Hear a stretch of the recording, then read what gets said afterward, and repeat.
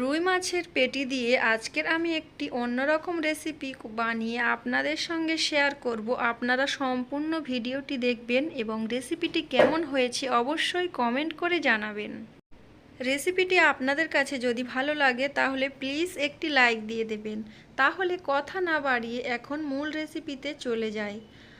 আমার হাজবেন্ড এখানে বাজার থেকে রুই মাছ এনেছে, তো এখন আমি রুই মাছগুলো বের করে নিচ্ছি আর খুব ভালোভাবে রুই মাছগুলো আমি ধুয়ে নেব। বাজার থেকে মাছ যত ভালো করে ধুয়ে কেটে দিক না কেন, বাড়িতে যদি না পরিষ্কার করে নেওয়া হয় তাহলে কিন্তু মাছের মধ্যে কেমন একটা আষ্টে গন্ধ থাকে। কথায় আছে না, মাছ ধুইলে মিঠে আর মাংস ধুইলে শিঠে। মাছ যতটা ধুইবেন ততটা মিঠে হবে, মানে খুব ভালো লাগবে খেতে। আর মাংস বেশি ধোয়াধুয়ি করলে ভালো লাগবে না।